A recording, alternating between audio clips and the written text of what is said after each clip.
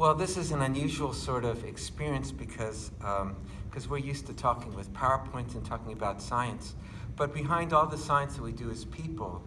And there is no more delightful person that I've experienced in the world of immunology than Bob Nussenblatt.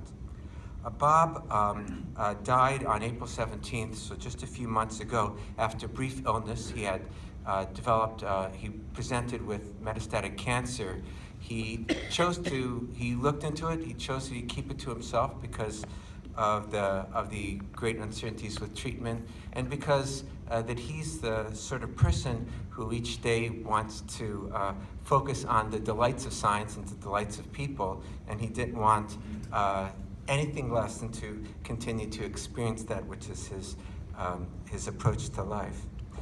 Bob is probably the most important basic researcher in eye disease, and his passing is remarkably noted both on the immune side of that disease and its treatment. He had a background he grew up in New York. He went to Downstate College of Medicine. He was at Johns Hopkins for his after Downstate for his medical school. He was at Johns Hopkins for School of Public Health because he was always interested in society medicine interactions. And then he developed his career at the National Eye Institute, and he became really one of its preeminent investigators. He was the head of the Laboratory of Immunology since 1986, and spent some years, recent years, as the clinical director of its activities. He has had he's had most of the leading awards in the eye field, and he was also recognized by many academic recognitions in terms of honorary degrees and honorary members of faculty. He was particularly proud of his association with Bar Ilan University in Tel Aviv and at the University of Paris.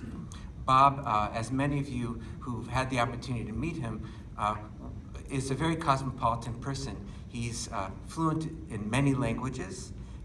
He is deeply knowledgeable about society and culture, particularly in the European side, and has wonders about the cultural experience elsewhere in the world. And that was always a fabric of interacting with him, going between science and between his delights in people and delights in culture.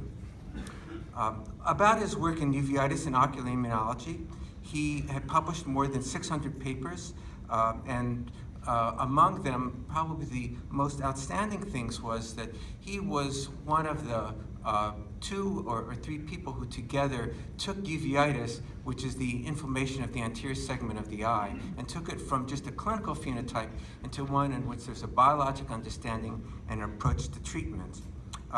The Sun collaborative study is the most cited paper in clinical ophthalmology, and it established the basis for the rational treatment of uveitis.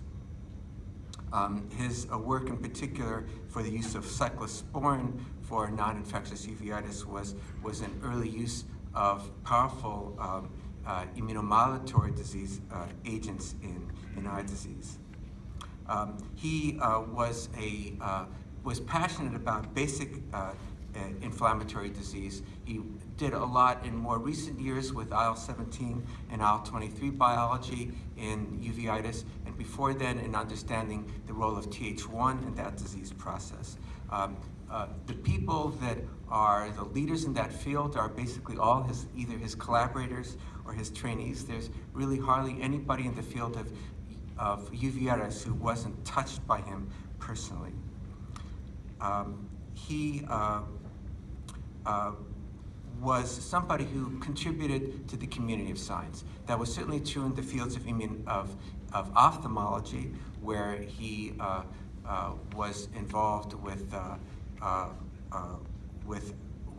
IOVS and ARVO, the big equivalence of focus in the field of ophthalmology. And then, of course, he did activities with UNITE, which is the Transatlantic Eye Research Consortium for Ocular Immunology.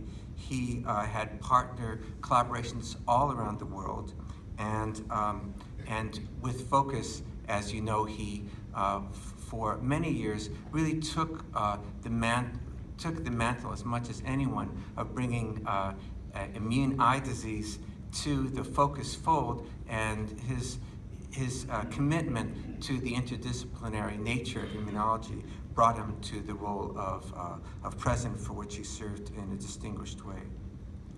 Let me comment that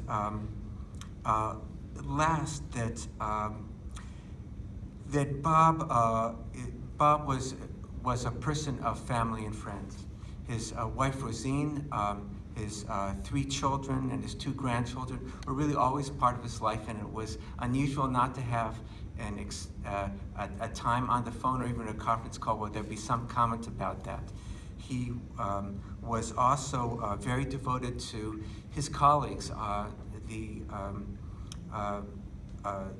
think one comment that I've heard from members, particularly of his NIH community, was that people felt distraught that his illness and passing was so quick that they didn't have the opportunity to say thank you.